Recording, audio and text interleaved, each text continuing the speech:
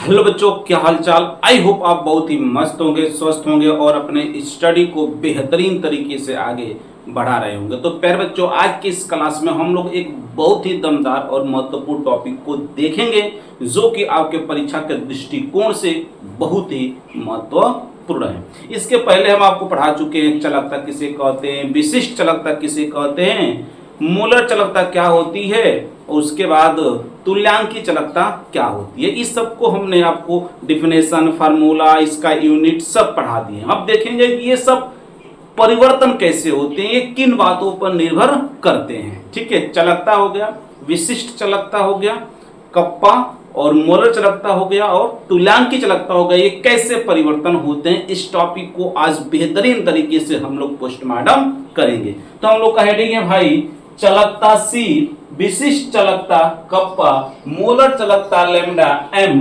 तुल्यांकी चालकता lambda E Q, सांद्रता या तनुता के साथ परिवर्तन। तुल्यांकी चालकता में, ठीक है, क्या रहेगा भाई, में सांद्रता या तनुता के साथ, यहां रहेगा भाई के साथ, ठीक ना, के साथ परिवर्तन, के साथ परिवर्तन। किस प्रकार से सांद्रता को चेंज करने पर, कंसंट्रेशन को बदलने पर या तनुता डाइल्यूशन को चेंज करने पर किस प्रकार से चालकता, विशिष्ट चालकता, मोलर चालकता और तुल्यांकी चालकता परिवर्तित होती है, वेरिएशन करती हैं। इस टॉपिक को हम लोग आज निपटाएंगे। तो हम लोग का पहला टॉपिक है कंडक्टेंस फॉर एक्सपेरिमेंटली से क्या देंगे हम लोग भाई, पहला कंडक्टेंस चालकता कैसे परिवर्तन होता है। ठीक है भाई साहब, तो देखिए आपको हम इलेक्ट्रोलाइट पढ़ाए थे, तो इलेक्ट्रोलाइट दो प्रकार के आप पढ़े हो, एक वीक इलेक्ट्रोलाइट और एक स्ट्रॉन्ग इलेक्ट्रोलाइट। वीक क्या होता है, वीक वे होते हैं कि जो पूर्णतः रूप से वियोजित नहीं होते हैं, ठीक है, और स्ट्रॉन्ग क्या होते हैं, जो पूर्णतः रूप से क्या होते हैं, वियोजित हो जाते हैं। बात समझ में आ गई। किसमें, जल में विद्युत अपघटन करने पर यदि पूर्णतः रूप से वियोजित हो गए तो स्ट्रॉन्ग इलेक्ट्रोलाइट जैसे NaCl, KCl, और जल में विद्युत अपघटन करने पर पूर्णतः रूप से वियोजित नहीं हुए तो वीक इलेक्ट्रोलाइट जैसे CH3COOH। ये सब क्या होते हैं, वीक और स्ट्रॉन्ग दो प्रकार के आपको इलेक्ट्रोलाइट विद्युत अपघट्य पढ़ा चुके हैं। तो भाई देखिए ध्यान से, चाहे वीक इलेक्ट्रोलाइट हो चाहे स्ट्रॉन्ग इलेक्ट्रोलाइट हो, कोई भी इलेक्ट्रोलाइट हो, देखिए for strong and weak electrolyte, किसी भी इलेक्ट्रोलाइट के लिए, चाहे वो वीक हो चाहे वो स्ट्रॉन्ग हो, किसी के लिए यदि हम उसका कंसंट्रेशन को बढ़ाते हैं, उसकी सांद्रता को बढ़ा देते हैं, तो क्या होगा, वॉल्यूम ऑफ सॉल्यूशन बढ़ जाएगा।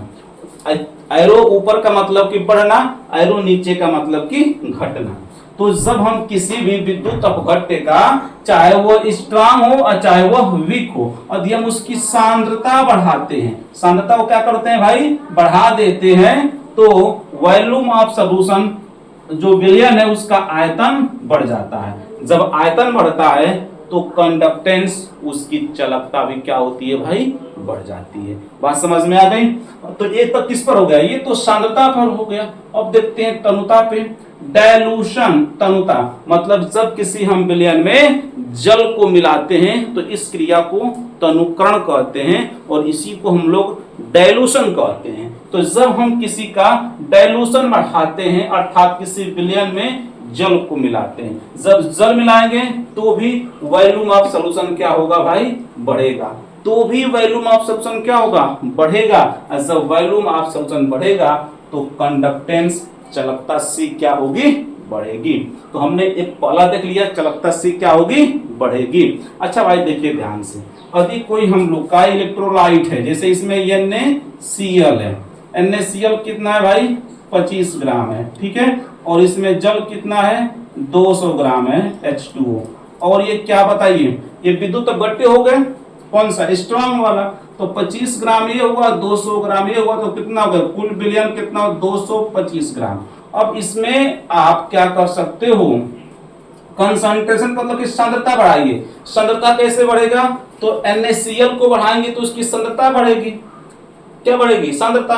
यदि NaCl को और हम 25 ग्राम मिला दिए तो कितना हो जाएगा NaCl, पहले से 25 था अब 25 से 50 ग्राम, अर्थात विलयन का आयतन कितना हो गया 250 हो जाएगा।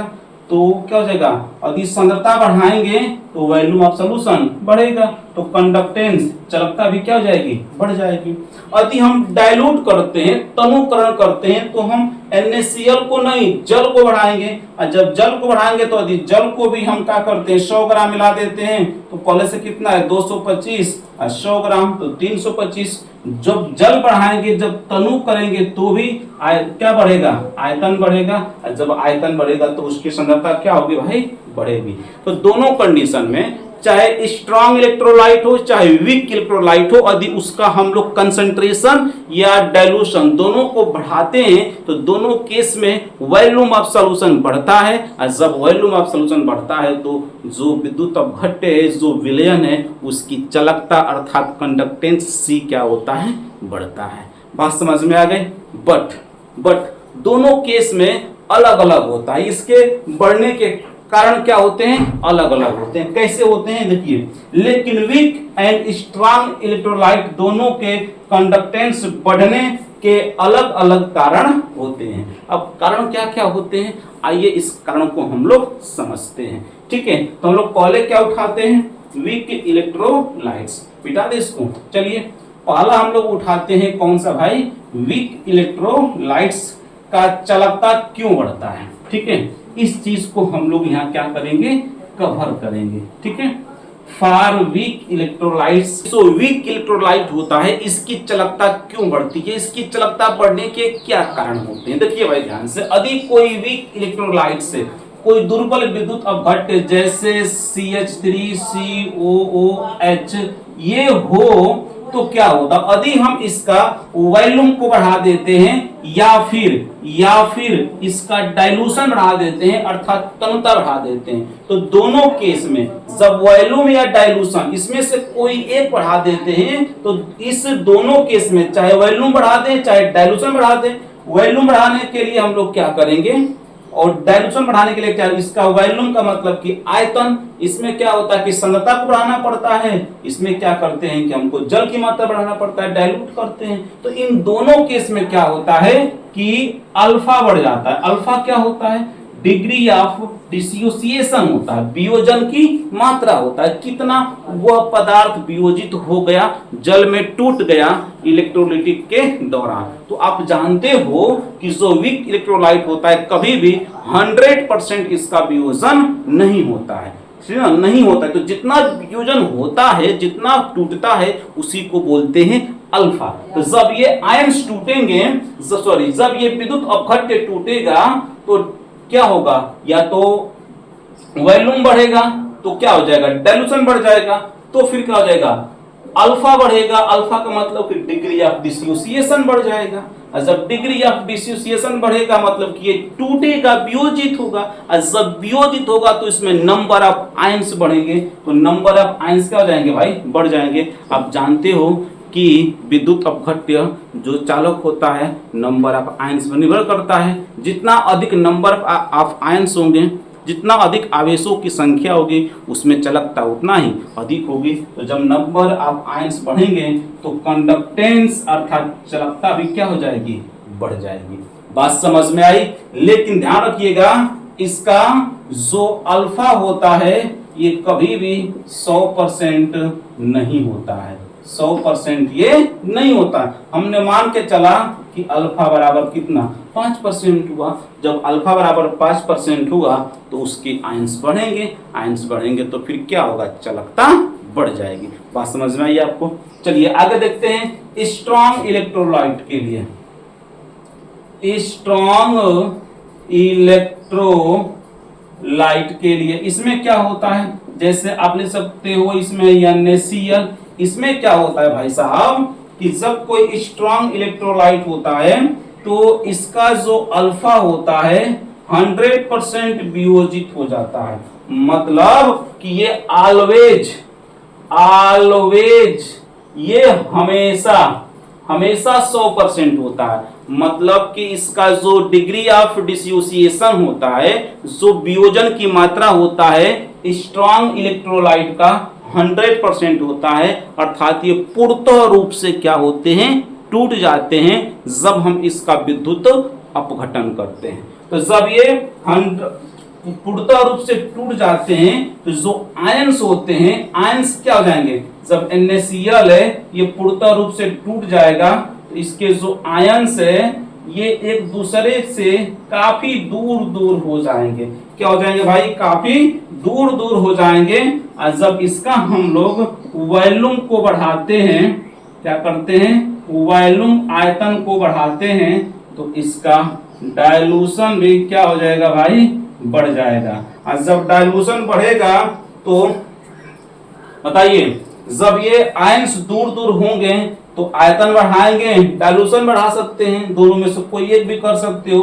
तो जितना अब इसका आयतन बढ़ाएंगे या डायलूशन इसको करेंगे, जब इसमें जल मिलाएंगे तो ये आवेश और दूर दूर होंगे, और जब आवेश दूर दूर होंगे तो अट्रैक्शन ऑफ फोर्स क्या होगा, घटेगा। जो आवेश